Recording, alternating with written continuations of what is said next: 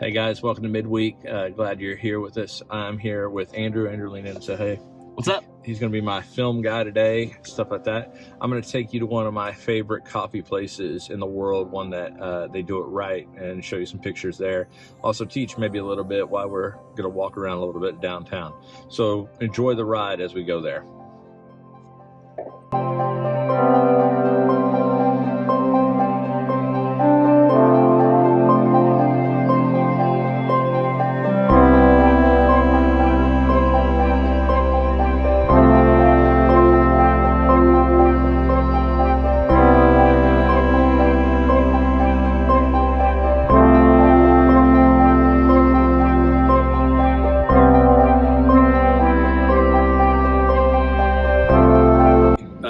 You guys that know one of my favorite coffee shops, and you just get to see a little bit of it.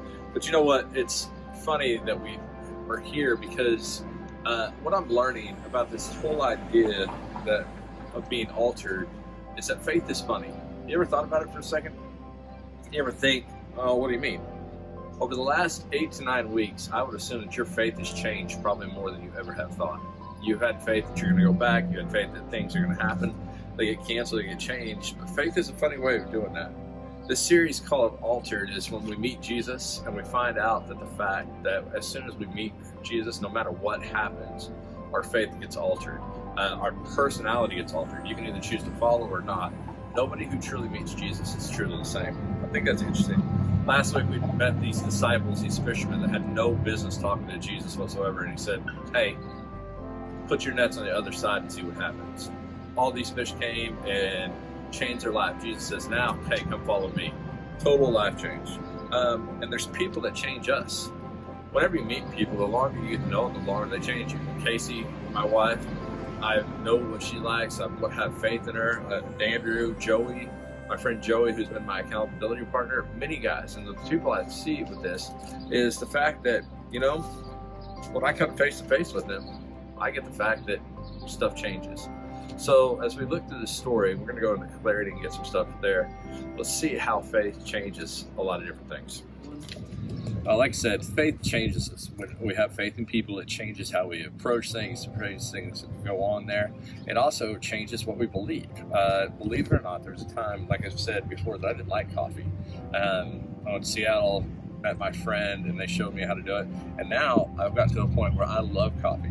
I go to Clarity and I see my friends, Steve, Tyler, Caleb, Arian. You got to see some of them in the videos that happen.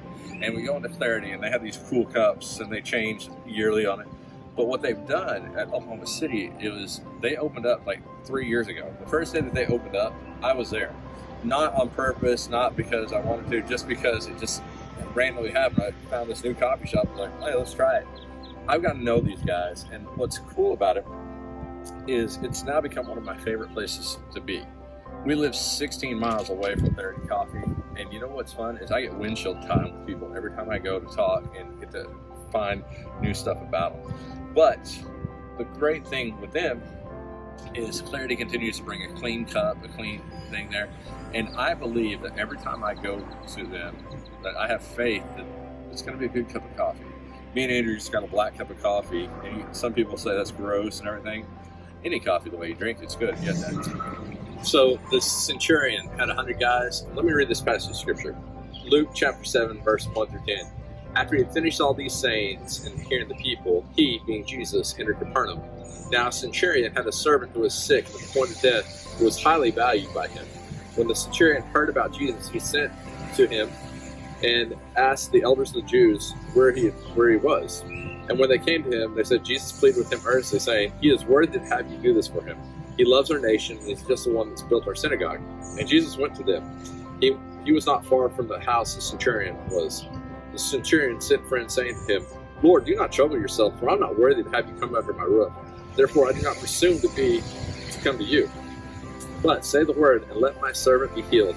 For I'm a man under authority, that has authority set over me, with soldiers under me. I say to one, go, and he goes, to another, come, and he comes. To a servant, do this, and he does it. When Jesus heard these things, he marveled at him, turning for the crowd, and followed him. I tell you, no one in Israel have I found such great faith. And when those had been returned to the house, they found that the servant was well. So one of the things we have here, this idea of this centurion, this guy who was really in charge of like 100 people, he sends his servants to go find Jesus and says, hey, my servant's sick. Will you heal him? What's cool about this story is this guy didn't actually meet Jesus. His servants just did. And they sit there and said, hey, we know about this man. And so the disciples said, go meet with him. Go talk to him. As soon as you start to go, the guy sends back word and says, hey, Jesus, you don't have to come because I know who you are. I have faith that you will heal my servant. And Jesus was marveled at this. He sits there and looks at this idea and he's amazed. We start thinking about what amazement happens. What happens there is our faith becomes stronger. Verse 6, he says, you don't have to. He goes, I have authority. Faith, true faith, requires authority. We start thinking about what that is in our lives. What you have authority in is what you put your faith in. You put authority in money. That's what you put your faith in.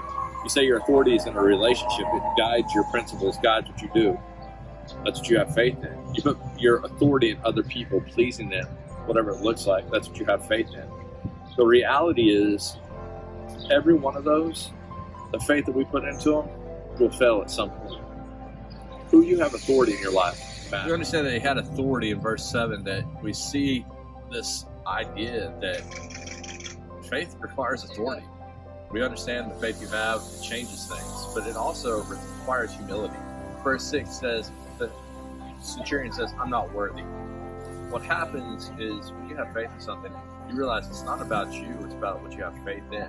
I don't have faith in myself. I'm not good enough to understand anything or do anything. I have faith in Jesus' blood to save me. It also has comprehension.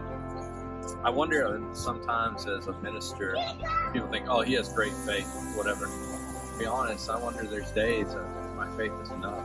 God, do I really believe that I do this? I struggle, just like everybody else does. I struggle with the ins and outs of it. The faith. How do I weigh my faith? How do I measure it? Do I measure it in, oh, I have enough faith, or I have 80%? Faith isn't something like you can weigh and measure. Faith is either you believe it or you don't. You can't sit there and say, I partially believe. It's partial belief. It's a partial faith that believes in nothing that doesn't save you. You either have to fully believe or not. So the question that we have about faith is, do you believe? Faith starts and believing happens. The more faith I have, the more I believe. The more belief I have, the more faith I have. It's a circle, but it has a start and no end. The question is for you, where are you in this faith journey? Do you need more faith? Do you have enough? Do you believe?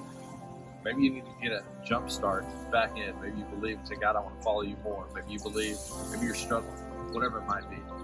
So think about that today as we go. Let me say a word of prayer. God, thanks for this day. Thank you for what you've done. Thank you for my friends. Thank you for faith that we have. May we see you more so. In Jesus' name, amen.